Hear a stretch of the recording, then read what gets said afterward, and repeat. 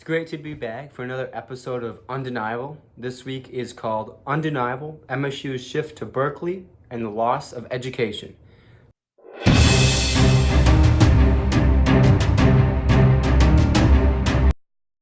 We've had such a tumultuous week at MSU. It's been crazy, just the amount of leftist bias coming out and just four great stories that are coming out.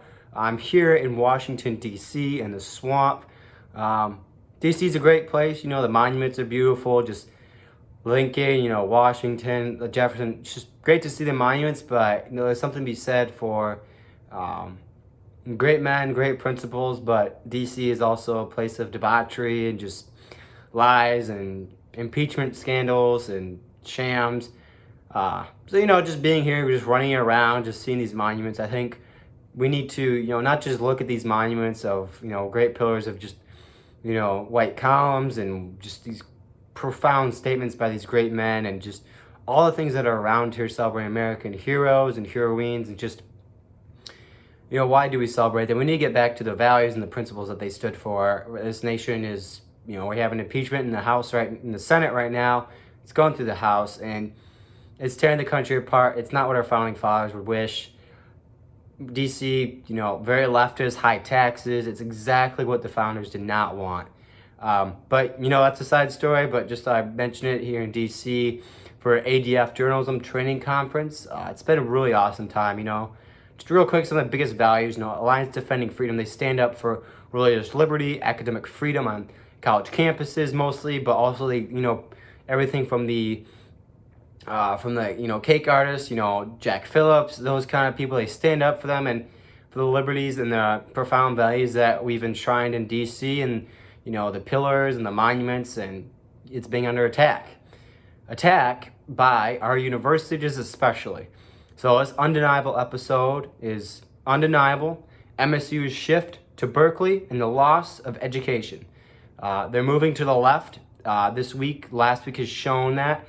And, Berkeley used to be a place of free speech. The left in the 1970s and 60s were claiming, they want to speak freely. They want all these, abilities, which they had been granted. And we celebrate that they can speak freely and assemble freely, and anyone can. But now Berkeley, we've had, conservatives punched in the face. We've had just, speech policies, hate codes put up. And it's anti-American. It's gone. And MSU is, quite frankly, 5 years ago, you might look at MSU, it's like, yeah, it's got some problems. It's a little messed up. Ideologically speaking, obviously there's several other big problems that we've had to go through there.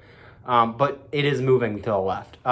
Real quick, just one of the big stories that we had was, so this one was just very paradoxical, just a funny read, just funny to see what happened and kind of sad. So our first article here, and obviously, subscribe on the Morning Watch website, follow our Facebook, follow our Twitter, Instagram, all that stuff to stay connected because things are picking up. We've got some great, high stories this week. Looking at the article roster, we've got some great stuff coming up, so stay tuned. But so this article that we published last week, titled, it's right on the website, look it up, MSU director apologizes for calling all gender bathrooms risky.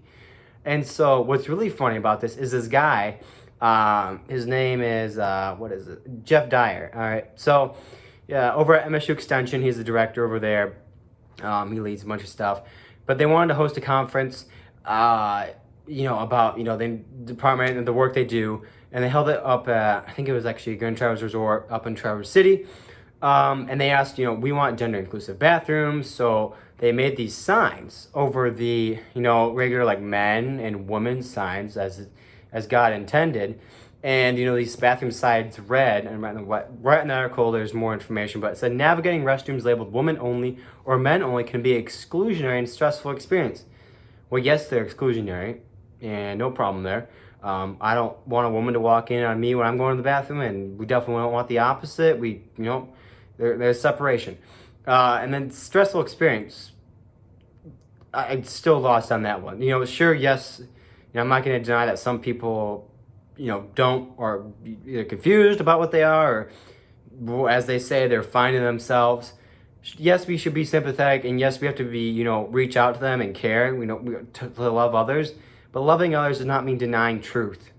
And so this guy, they put up these gender, but they said, all right, anyone can go in, uh, what is, he addressed, Dyer before the conference, he addressed, and saying, he sent out an email to all the professors and, a bunch of attendees, and he was saying, hey, we're gonna have gender inclusive bathrooms, we'd like you, pronouns are gonna be used.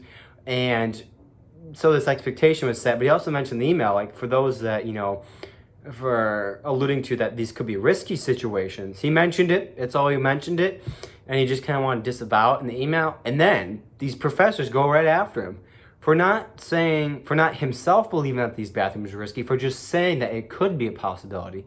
So the left eat their own. They will, and right after they destroy middle America, moderate America, conservative America, Christian America, they will eat themselves, because it's an ideology that has to consume itself, because there's no utopia that we're going to reach. Denying truth, it does deny love, and it does deny care at the end. Because loving people doesn't mean to, take away truth and take away things that are just true. And so, he said, like, to the people, he's like, well, this may be a new experience for you. It's important to understand that everyone deserves to use the facilities in peace without being questioned. Okay, let's say there's a, sure, this might be an outside case, but does it not prove a point? Should I not have the ability to feel safe and know that, let's say, we wouldn't want the sex offender walking in, let's say convicted sex offender, we'd say in theory, like, if we could stop that guy from going to the bathroom and doing a horrible thing, we would. And so really, are we going to deny that there are a man and there are a woman, and that we're created that way? And there's nothing wrong with being a man or a woman. It's different. They're both, we're created equal. And just denying that, we deny truth, and we really spit on the face in our differences. It is really self-consuming. Ask yourself, like, if you're a man or if you're a woman, like, doesn't that mean something? Doesn't it mean something to be a man? Doesn't it mean something to be a woman? And just denying that is denying our humanity. And so it's stuff like this that shows that MSU is moving to a path. Not only are they having all these all-gender, bathrooms at a conference, maybe soon down the road it's going to be the whole university. Trying to warn you here, and I think, the Morning Watch in the last almost 2 years this October has done a huge amount to expose this, and it is moving in a dangerous direction. And quite honestly, it does point to the end of education. But I'll get in that after we talk about the other ones.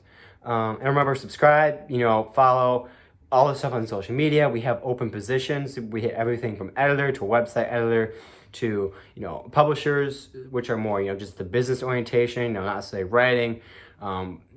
Please reach out. And the next article was, we did an analysis on 3 classes that have been going on this year. And the title, MSU classes slam America's profoundly racist, white supremacist, and they demand no recording.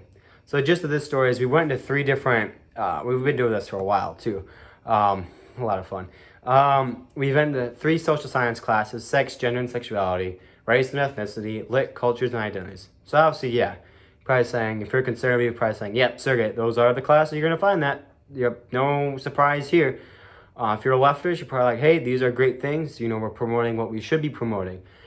But what's really shocking is what they're doing in these classes is, first of all, these classes, these like general eds, IHs that fall under requirement for all students. So it's a herding class. You herd everyone in these classes and make them take it. These articles are obviously biased. I don't care if you're a leftist or not. If you walked into a classroom and all you read about was, how great Reagan is, how great Trump is, why, the meaning of Genesis, in a very, traditional, let's say, old earth theorist. And you just found those things, really just not helpful to a general education. They were missing a lot of stuff. You wanted to hear different viewpoints. You would not be comfortable. The leftists, they might like these values, but, put them separate shoes on.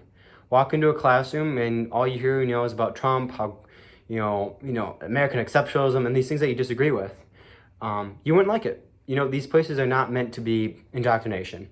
And so, these different professors had different readings that students had to do.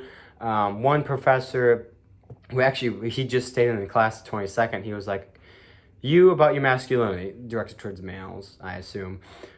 So he's affirming male and female, I imagine. Go find a book on feminism, he stated. Watch a documentary, hike yourself over to the library, sit down and start reading. Educate yourself about these issues rather than expecting people who have been historically subordinated in the first place to assume their responsibility of educating you. So that sounds like a re-education theorist right there. We've got to re-educate these people. And then you showed a video about, a black guy, a white guy, and a pretty girl committing a crime. What would you do? And so, yeah, there was some stuff in the video where it's like, yeah, there seems to be some disparities in how these people were treated. And then he also showed a Vox article where he was pretty much saying, this Vox article, Vox, is saying that the peaceful protests surrounding the anthem and discrimination in America, that they were, focused about police brutality and racial inequalities. They were not protesting the actual anthem, which is a very weird argument because, the very mechanism you're using is disrespect towards the anthem to say that you're arguing something else. And while there might be some, good points in having these discussions, validating like, why do we stand for the anthem? Why do we, well, he wouldn't directly say that, but, being critical of like, why do we do what we do? Making students think.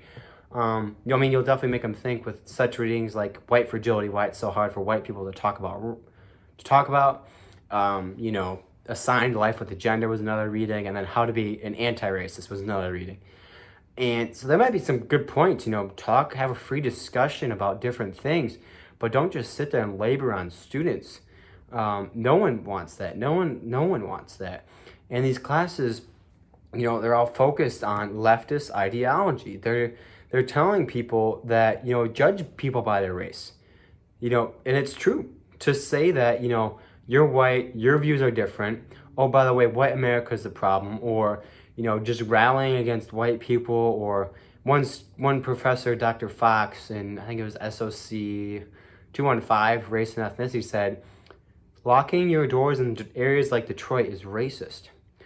We live in a profoundly racist society. And then she finished saying that different races are predisposed to health risks is ridiculous because it's probably from the stress of racism that's causing their hypertension. She also said, talking about microaggressions in race, white women clutch their purses really tightly, which is a microaggression. And then she continued and said, that she could continue on about how awful white women are. So these just relentless attacks against, race, identity. I don't believe that. It's, I have a bunch of leftist, friends and acquaintances. I don't believe they would want that. In America, where I'm predisposing, a white person or a black person to certain traits and actions that I don't even know that they would do, or actions that they wouldn't do. This is exactly anti-West, and it's not education, it's indoctrination. And I'm going to hit on the last point. I just want to get to these other ones. Make sure to subscribe on the website, and I'll keep hampering on that, but you'll get directly these articles straight to you. And then we had another group on campus. It was a pro-Palestinian group just alleging these critical things of Israel, and very, anti-Zionist, and you could argue anti-Semitic stuff too.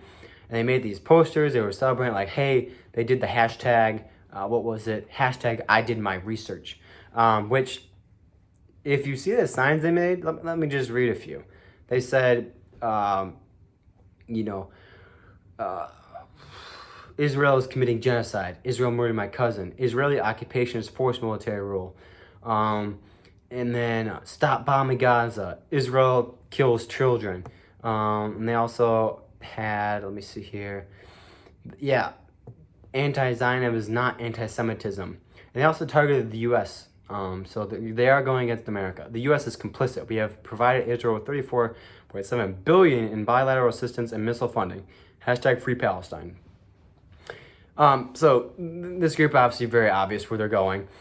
And yes, this is a student group. That's not the university coming top down. But it's also, we have MSU Hillel. We have these great, pro-Israel groups. And we have this group. But there seems to be no, discussion about this. And if you go, honestly, to some of these classes, these professors, which side would they stand on? And we're ending here with some of my voice is so hoarse, been sick. But we had, a culmination of several stories come together. The Morning Watch has been covering over the last few months, come together, this diversity crusade that MSU's president and student government have been pushing hard. So in short, there were bias incidents in the fall. Some were legitimate, some, I think were far-fetched or not proven. And then they went from, bias incidents to forums, to screaming, to demands lists, demanding things. Demanding is a very childish thing. You work for something, you earn it. If they wanted changes, yes, the forums are beautiful things. Do the forums. Reach out to people. Reach out to your neighbor. Reach out to your friend. Reach out to the person. Honestly, these, Black Student Association, all these groups always say, we've got to be more diverse. We've got to be more inclusive. But you see how these groups organize. It's not exactly like it's a diverse group rallying about or behind these things. Not like you go to these forums, it's pretty obvious who's there. They have these groups split up. They have Black Student Association. They have, a group for, Alliance for, LGBTQ. They have, Women's Council, Leftist Women's Council. And these groups, whether they're very obvious by a certain race, they're very obvious by a certain ideology, and they're not very welcoming. And so this is culminated to our leftist president coming out, and he wants to create a VP of diversity and a diversity chief. He also wants to create a diversity, equity, and inclusion steering committee. This committee will pinpoint existing gaps and will examine among areas the composition and success of our faculty, staff, and student body. They will be evaluated broadly with a focus on social identities, which include color and ethnicity, gender and identity, blah, blah, and race. So repeat that one part. These areas will be evaluated broadly with a focus on social identities, age, color, race, gender. So now we're not judging. If it was to say these areas will be evaluated broadly with a focus on character and the actions of these individuals and experiences they've held before. Okay, that's fine. But this is what their identity is, and this is exactly, Martin Luther King was just last week. This is not what he wanted. This is not what our founders envisioned. Martin Luther King did not point to, Zelensky's work. He did not point to, the commies of the 70s. He did not point to the anti-Vietnam protesters. He was very skeptical of some of those very radical pro-Black nationalist group. Very skeptical. Malcolm X, including him, he was very skeptical. And he pointed back to he didn't point to a revisionist America. He didn't point to America where we toppled the Capitol and where we've turned, men like Lincoln, we've turned men like Washington and Jefferson down. We've put up, the Communist Manifesto. We've put in, relativism. We've put in the altar of paganism. He pointed back to the founders. He pointed back to those principles and those values. And Michigan State University, with these 4 different articles, and I'd say definitely, this one about the bias and sense leading to the university just turning over, and it quite literally has. And then, this MSU director, he's a top figure, and the 3 classes we've covered, and those aren't just 3, there's plenty more. Those are just 3 that we've been able to get a lot of content. We will get more. There's nothing stopping us from recording. We have a statement from an attorney. It's all legal, and we live in America. Put it like that. And we see these classes indoctrinating students, and you might be a leftist, and again, you might be a leftist saying those are good values. Those are values that we should have. We should have what we call gender equality. We should have what we call race equality. Take away men's and boys' bathrooms or add, non-binary bathrooms, take away, have these diversity committees, have a form of quotas, have a form of where your social identity is looked at, and ask yourself, put yourself in the opposite shoes. Say you just do not like conservatism. Say, hearing Reagan, hearing Winston Churchill, and hearing Lincoln just give you chills. And they might not, but for the sake of the argument, think about conservatism and the thing you disagree with the most if you're a leftist, in a conservative manner. You wouldn't want to walk into class and just hear the professor preach about Reagan, or, you know, how great our founding fathers were, or just how, you know, the best nation is America, and just that's the only thing that they would talk about, and there would be no, you know, free discussion. It would just be just down and hammering on the students, and there would be no actual free discussion. Or say you had a committee about, you know, instead of a diversity committee, it was a, you know, conservative committee that decided, you know, let's rate students on how conservative they are, or, you know, how, you know, pro-America they are, or how pro-Israel they are. And yes, I mean, I personally think, you know, pro-America, pro-Israel is great, but it should still be at a university. You can be critical of Israel, but not, you know, just expect to go to a class, and that's the only thing that you're forced with. And it should be a place for free discussion. And this move is towards Berkeley. You know, Berkeley has, you know, these restrictive codes. They've had conservatives punched. They've had violence. They, you know, when Ben Shapiro, people like that would come, they'd smash windows, they'd break property. And I don't think anyone at MSU, any leftists, you know, would say, let's say the student government does a radical leftist thing, and all the conservatives just come out and smash windows on the student services building, 3rd floor. No, don't do that. That is indecent, number one. It's unbecoming. It's just barbaric. We would not do that. But at Berkeley, that is, you know, reinforced. You know, you're angry, you have a right. You can throw things, you can smash things. And so I'm just warning that these stories are shifting, you know, are shifting the culture, shifting the place at Michigan State University, and it is bad for education. You know, I want to walk into a classroom. The professor can say, you know, explain why, you know, we should, you know, if you are pro-American, if you're this conservative, you know, guy, why are you? Like, give me a reason. Or maybe, like, rebuke my argument about why America is not exceptional. It's like, hey, fine. You know, that will help me learn. If I'm wrong, then it'll be a way to learn and think for myself and think about what's going on. Not just taking in these leftist viewpoints and just trying to, you know, do I just fail this class? Do I leave it? You know, how can we take action against the university? You know, all for that. You know, they have to be stopped. This cannot continue. It has to be stopped by the processes of, you know, our constitutional republic, the systems we have in place at university. You know, everything. Conservatives must get more involved. You know, I could hamper that for hours, but honestly, conservatives can be like snowflakes. They honestly can be sitting around. You know, they have their events, they have a good time, and all for that. You know, have good time together. Like, you know, learn about conservatism. Like, rally around these, you know, great names, Ben Shapiro, all those people.